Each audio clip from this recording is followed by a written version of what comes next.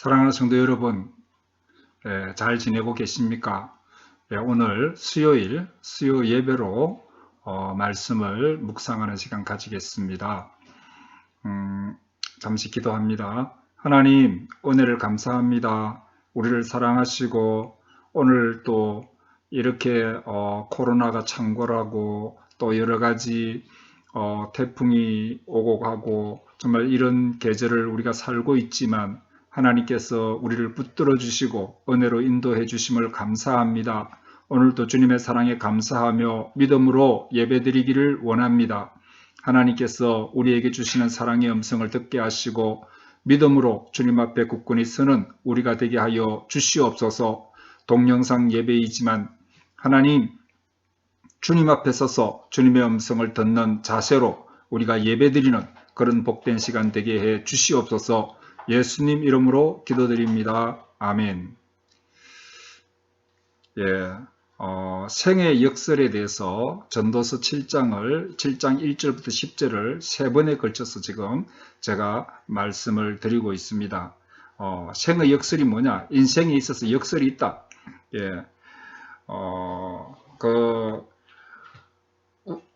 뭡니까? 모순되는 것 같지만은 모순되지 않은 진리가 그 속에 있는 것. 그게 역설이라고 이야기했죠.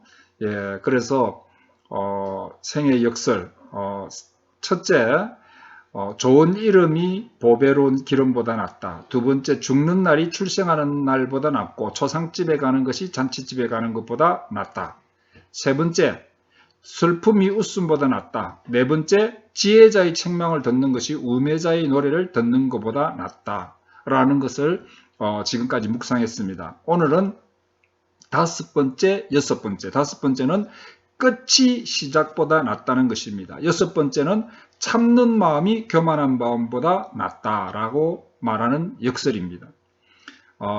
우리는 이 역설 속에서 참 진리를 찾게 되어 우리가 진리 안에서 승리하는 저와 여러분 되시기를 주님의 이름으로 축복합니다. 자, 오늘 끝이 시작보다 낫습니다. 전도서 7장 8절에 보면 일의 끝이 시작보다 낫고 참는 마음이 교만한 마음보다 나으니 라고 했습니다. 용두삼이라는 말이 있죠. 크게 용처럼 시작했는데 끝은 뱀꼬리처럼 끝난다. 그래서 우리 성경은 그것을 그렇게 이야기하지 않습니다. 내 시작은 미약하나 나중은 장대하리라. 우리가 시작보다 끝이 낫다는 것입니다. 천국은 뭐라고 했습니까? 겨자씨만하게 시작해서 나중에는 큰 나무가 된다. 저도 우리 집에 7남매 중에서 예수 잘 믿는 아이가 하나 나타났습니다.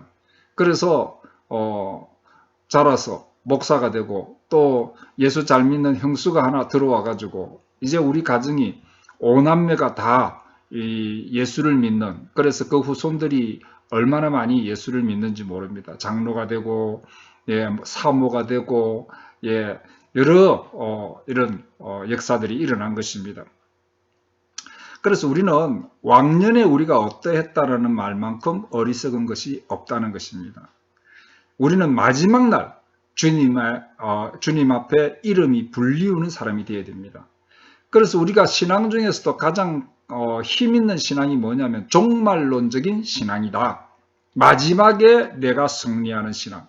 그래서 우리는 마지막을 염두에 두고 사는 신앙이 힘이 있다라는 것입니다. 지금도 중요하지만은 마지막 날, 내 삶을 결산하는 날을 기억하면서 오늘을 살 줄 알아야지만이 진정한 승리자가 된다라는 것입니다. 그래서 오늘 전도서에 나오는 지혜자는 끝이 시작보다 낫다. 끝이 시작보다 중요하다. 이렇게 말씀하고 있습니다. 이 성경의 진리를 여러분들 마음속에 새기기를 바랍니다. 그 다음에 참는 마음이 교만한 마음보다 낫다입니다. 급한 마음으로 노를 바라지 말라. 노는 우매한 자들의 품에 머무름이니라. 교만한 사람들은 참지를 못하는 것입니다. 그래서 교만한 사람들은 어디 쓰든지 급히 화를 내고 폭발합니다. 그런데 이 말씀은 화를 절대 내지 말라는 말이 아니고요. 감정을 급하게 나타내지 않고 잘 조절해서 건강하게 표현하는 사람, 그런 사람을 이야기하는 것입니다. 그래서 겸손한 사람은 인내합니다. 그냥 참는 것이 아니라 주님과 대화해서 풀고 또 건강하게 대화로 풀 줄 아는, 이것이 겸손한 인내인 것입니다. 그래서 성경은 인내의 덕을 중요시합니다. 야고보서 1장에 보면은 예수님과 주 예수 그리스도의 종 야고보는 흩어져 있는 12지파에게 문안하노라. 내 형제들아, 너희가 여러 가지 시험을 만나거든 온전히 기쁘게 여기라. 이는 너희 믿음의 시련이 인내를 만들어내는 줄 너희가 알미라. 인내를 온전히 이루라. 이는 너희로 온전하고 구비하여 조금도 부족함이 없게 하려 함이라 했습니다. 우리는 인내를 배우기 위해서 지금 현실에 어려움이 있는 것입니다. 지금 현실도 참 어렵습니다. 우리가 코로나로 인해서 일상이 정지되고 또 대면 예배가 이루어지지 않고, 그렇지만은 이런 어려운 상황을 우리가 잘 인내할 때에 우리는 성장하는 사람이 된다라는 것입니다. 인내의 성품은 예수님을 닮는 것입니다. 그래서 인내는 우리에게 굉장히 소중한 것입니다. 그래서 성경은 인내를 만들기 위해서 우리를 인내하는 사람으로 성장하기 위해서 환난이 있다라고 말씀하고 있는 것입니다. 유대인의 탈무드에 이런 이야기가 있습니다. 아브라함이 자기 장막에서 딱 앉아 있는데 어떤 나그네가 지나갔습니다. 몹시 더운 날인데, 그래서 온몸을 땀에 젖어서 지친 모습으로 걸어가는 사람을 보고 이 아브라함이 동정심이 생겨서 그분을 잠깐 우리 장막에 와서 쉬어가라고 했습니다. 그래서 아내 사라에게 시원한 우유와 떡을 가져오라고 해서 대접을 합니다. 그래서 나그네가 너무 고맙다고 하면서 즐겁게 음식을 먹는 모습을 보고 있는데, 아브라함이 가만히 보니까 기도를 안 하고 먹는 거예요. 그래서 이 사람에게 이야기했습니다. 아니, 당신은 왜 하나님 앞에 기도하지도 않고 음식을 먹느냐고. 그러니까 이 사람이, 나는 페르시안 사람인데 불을 숭배하는 자라고. 그래서 우리는 기도 안 한다고 이렇게 얘기를 하는 거예요. 그래서 아브라함이 그거 잘못된 거라고.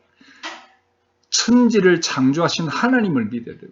이 모든 것을 주신 분이 하나님이시라고. 그러니까 우리는 하나님 앞에 기도하고 음식을 먹어야 된다고. 그러니 오늘부터 기도하고 음식을 먹으세요. 지금 기도하세요. 이러니까 그 페르시안 사람이 무슨 당치 않는 소리를 하느냐고. 나는 불을 섬기는 사람이기 때문에 기도 안 한다고 하면서 그냥 먹는 거예요. 그것을 보고 있던 아브라함이 너무 화가 나서 그냥 당장 나가라고, 우리 장막에서 나가라고, 당신 같은 사람에게 내가 호의를 베풀 수가 없다고. 그래서 쫓아내 버렸습니다. 그러니까 급히 나가는 그 뒷모습, 그래서 멀리 사라지는 그 사람을 보고 있는데 하나님의 음성이 들렸습니다. 하나님의 음성이 뭐냐? 얘야 아브라함아, 나는 저 사람을 50년간이나 참아줬는데 너는 저 사람을 갖다가 1시간도 못 참아주느냐, 이렇게 말씀하시더라는 것입니다. 아브라함이 생각했죠. 여러분, 하나님은 지금 우리를 향해서 오래 참으십니다. 인내하십니다. 우리도 하나님의 이런 참으심, 인내를 우리가 배워야 되고, 또 우리가 배워서 되겠습니까? 하나님은 우리가 인내해야 된다는 것을 우리 마음속에 말씀으로 새겨주셨습니다. 오늘 여러분들에게 성령을 통해서 여러분 마음속에 인간은 성숙해질수록 인내하는 것이다라고 새겨주신 것입니다. 그리스도를 닮는 그래서 인내가 점점 발전해서 성화되어 가는 것이 우리의 삶입니다. 여러분, 인내를 배우는 여러분들 되시기 바랍니다. 이제 말씀을 마칩니다. 여러분은 시작을 기뻐합니까? 영광스러운 마지막 완성을 바라보면서 살고 있습니까? 시작만 기뻐하고 끝을 바라보지 못하면 우매한 것입니다. 여러분은 쉽게 폭발합니까? 아니면 건강한 인내를 가지고 살고 있습니까? 이 물음 앞에서 자신을 돌아보면서 겸손히 이 내 마음속에 새겨주신 하나님의 말씀을 가지고 자신을 성장시키는 여러분들 되시기를 주님의 이름으로 축복합니다. 아멘.